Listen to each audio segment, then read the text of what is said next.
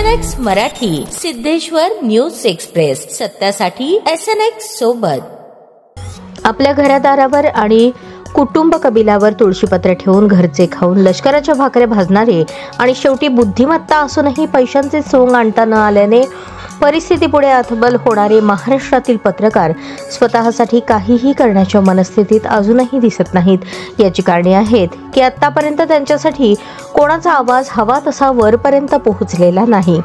म्हणूनच पत्रकारांच्या भल्यासाठी म्हणून ज्या योजना आणि उपक्रमांचे गाजर सरकारकडून आज अखेरपर्यंत दाखवले गेले आहे त्या सर्वांचा शून्य फायदा महाराष्ट्रात झटणाऱ्या सच्चा पत्रकारांना होताना दिसून आलेला आहे।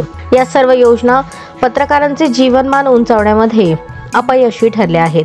या पार्श्वभूमीवर पत्रकारांनी आता स्वतःची दशा ओळखून आपल्या कामाची दिशा बदलण्याची वेळ आली आहे। आपली योग्यता आणि उपयोगितेनुसार आपले मूल्यमापन व्हावे आणि त्या आधारावर योग्य लाभ 100% आपल्याला मिळावेत यासाठी सर्व पत्रकारांनी संघर्ष करण्याची वेळ आता आली आहे।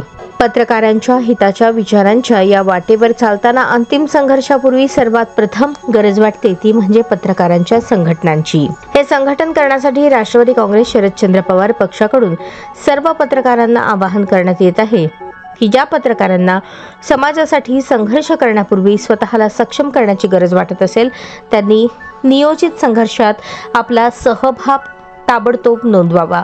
पत्रकारांसंदर्भात शासनाकडून अपेक्षित कार्यपद्धतीबाबत आपले रोखठोक मत मांडण्यासाठी आणि पत्रकारांसोबतच पत्रकारिता क्षेत्राला मजबूत करण्यासाठी खालील लिंकवरून फॉर्म भरून ताबडतोब आमच्या सोबत या आणि आपल्या हक्कांसाठी एका नव्या क्रांतिकारी संघर्षाची गगनभेदी घोषणा करा। फॉर्मची लिंक https://form.svhrt.com/68D1 असे आवाहन रमेश नामदेव देवरुखकर, ज्येष्ठ पत्रकार, प्रदेश मीडिया सेल, राष्ट्रवादी काँग्रेस शरदचंद्र पवार पक्ष, महाराष्ट्र राज्य यांनी केले आहे।